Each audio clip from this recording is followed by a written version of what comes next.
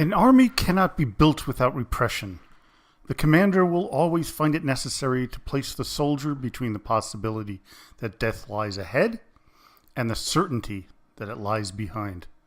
Leon Trotsky. Welcome to Russian History Retold, Episode 186, The Russian Civil War. Here come the whites.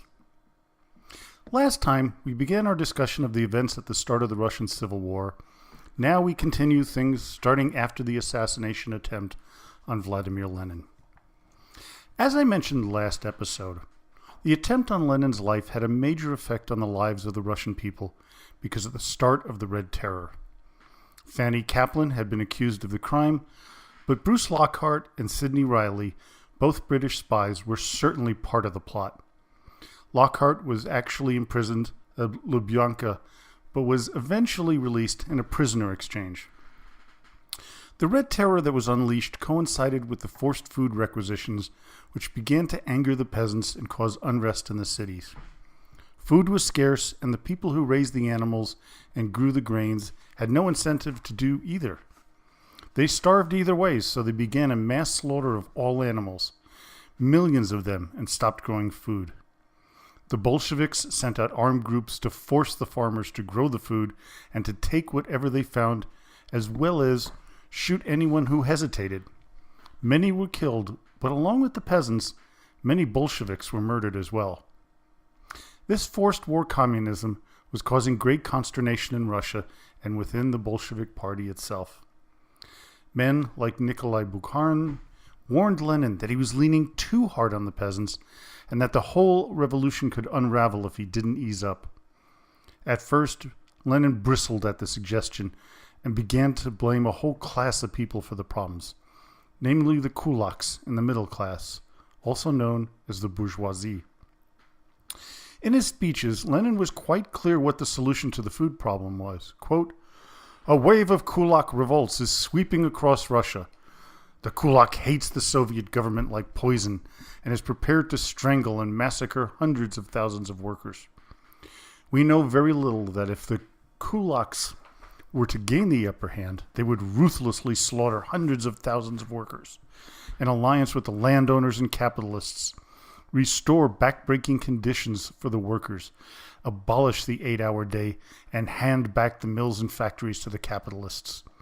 These bloodsuckers have grown rich on the want and suffering by the people in the war. They have raked in thousands and hundreds of thousands of rubles by pushing up the price of grain and other products. These leeches have sucked the blood of the working people and grown richer as the workers in the cities and factories starved.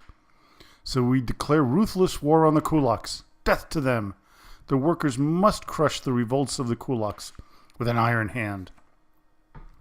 This call to arms deflected the real cause of famine and blamed a specific group of people who were in all likelihood not in the camp of the Bolsheviks.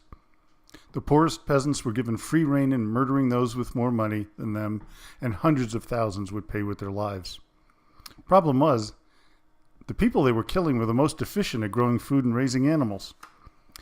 This did not solve the problem, but compounded it. The inability to feed the people was to put the Bolshevik Revolution in great jeopardy, which was also the reason why the white armies began to make progress against the Reds. Lenin would see a solution to this issue, but before we get to that, we need to step back and see where the fighting was taking place and who was winning. World War I was over. The Germans left Ukraine and other territories that they won after the Treaty of Brest-Litovsk. Poland was declared independent, and Admiral Alexander Kolchak became the supreme ruler of his white forces in Omsk. Kolchak's army overthrew the socialist revolutionaries on November 17th, so we have arrived in December of 1918. The Reds have a few major allies, which includes the powerful Latvian Rifle Division of near 20,000 men, as well as the sailors from Kronstadt. The industrial workers who were members of the many Soviets were the core of the Red Guard. Admiral Kolchak and his army, though, was on the move. His group began to take control of large swaths of the Urals, starting in January 1919. General Denikin had taken over the volunteer army from Generals Alexeyev and Kornilov and moved into Ukraine. Things were looking up for the whites. the whites didn't have the equipment and, more importantly, the manpower to succeed. They actually had many units of their armies with more officers than actual fighting soldiers. And if I had to use one word to describe the White Army, it would be, again, uncoordinated. They had no real plan. By the end of 1919, the civil war between the Reds and the Whites was effectively over. Yes, there were still pockets of resistance, but they were small and the Red Army was more than capable of handling them. But this was not the end of the Civil War. Oh no, there was more to come. As Robert Service puts it in his book, A History of Modern Russia, quote, "This outcome of the war between the Reds and the Whites determined the rest of most of the many armed conflicts elsewhere in the former Russian Empire. In the Transcaucasus, the Georgians contended against the Armenians. The Armenians also fought the Azeris, and each state in the region had internal strife. For example, battles and massacres occurred in Georgia between Georgians and Abkhazians. Consequently, the armed struggle in the lands of the Romanov dynasty was never merely a Russian civil war. Indeed, it was not just one civil war at all. There were dozens of civil wars after 1917, wars in which the Red Army was able to intervene after its defeat of Kolchak, Denikin, and Yudenich. There were more than regional wars because there were numerous rebellions of the peasants because of Lenin and the war communist economy. Some of these rivaled the rebellions of Pugachev and Stenka Razin in the 17th and 18th century.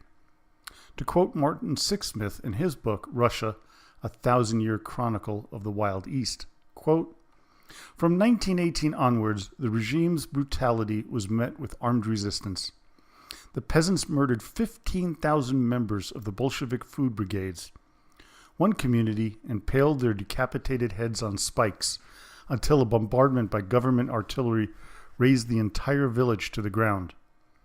Escalating unrest in the Tambov region, 300 miles southeast of Moscow, culminated in the formation of a 70,000-strong peasant army prepared to fight for freedom and the right to the land. Over a period of nearly 2 years, the rebellion spread to vast areas of southeastern Russia, recalling the great revolts of Razin and Pugachev. It took 100,000 troops and poison gas to massacre the rebels as they hid in the forests, with survivors and their families consigned to the growing network of prison camps. What we have isn't a civil war based on ideologies or states' rights or slavery. It was for the most part a civil war for life.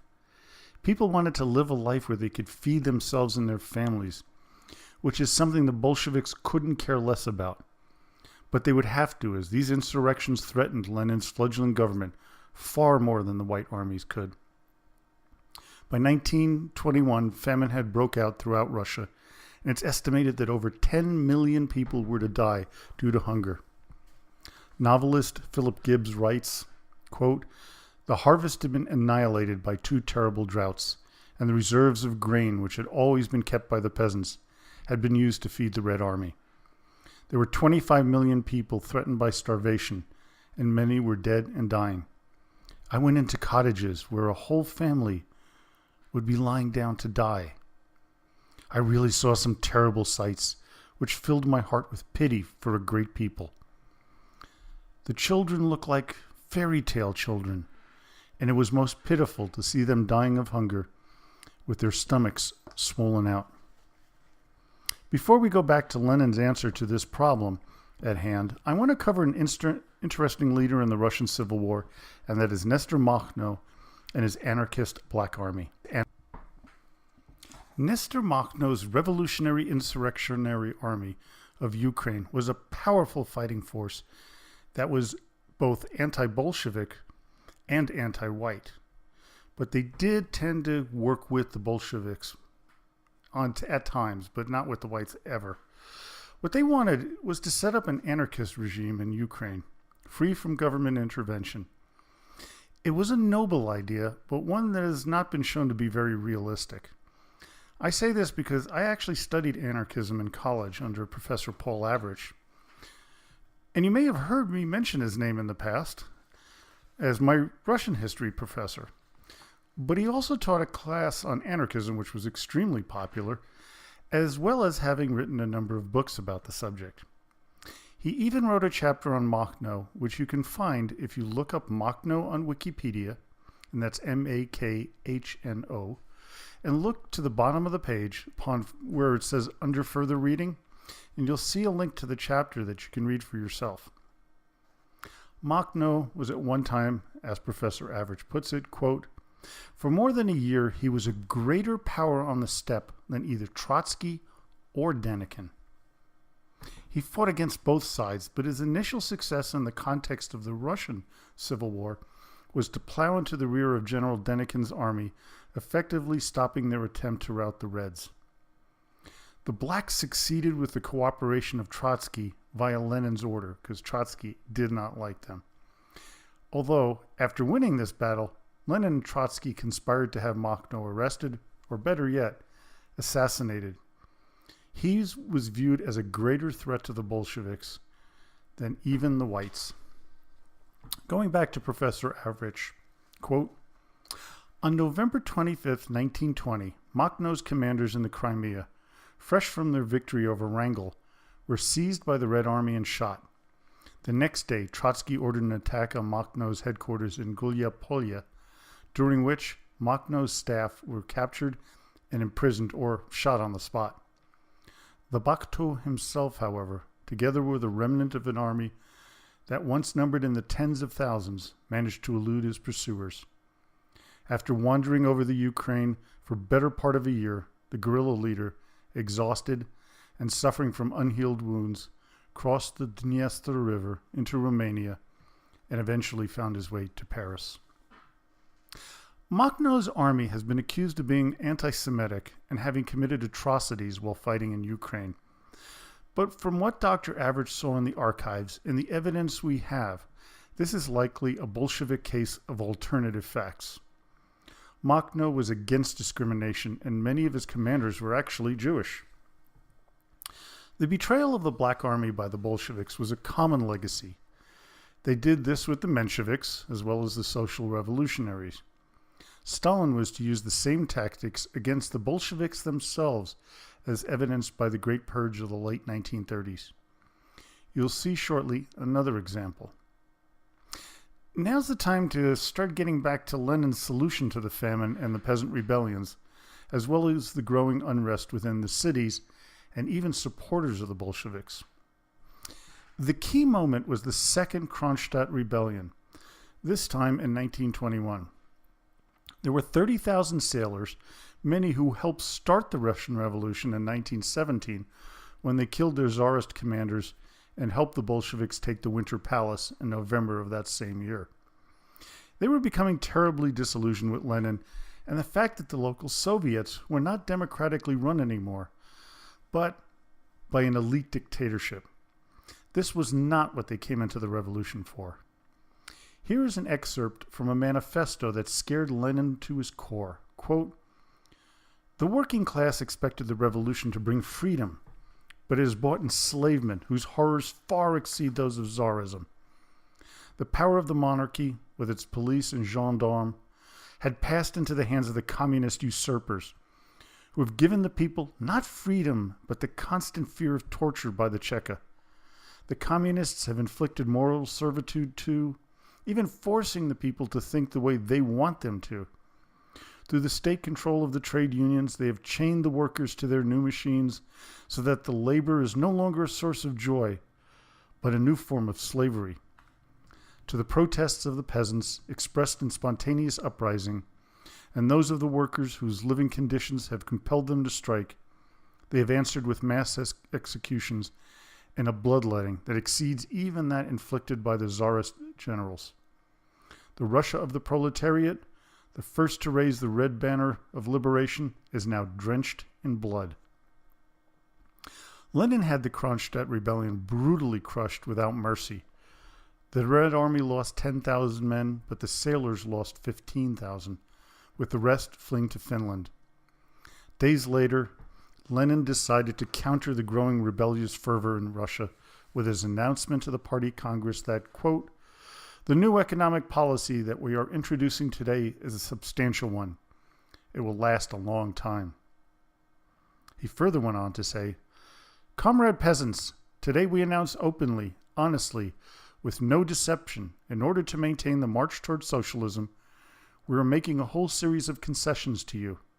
There will be limits, but you will be told what these are so you can judge for yourself.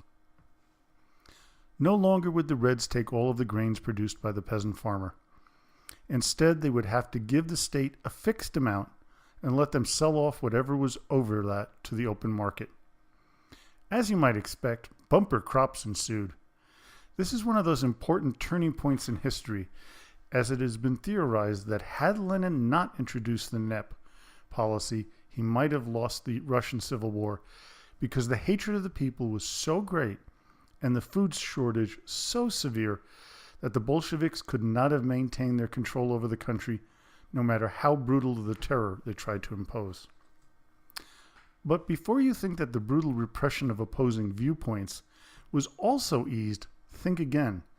Instead, Lenin insisted that, quote, there must be an immediate dissolution of all dissenting groups that have been formed based on the basis of some platform or another. He goes on to say, failure to comply with the Congress resolution will result in unconditional and immediate expulsion from the army. If you really think about it, this statement is chilling.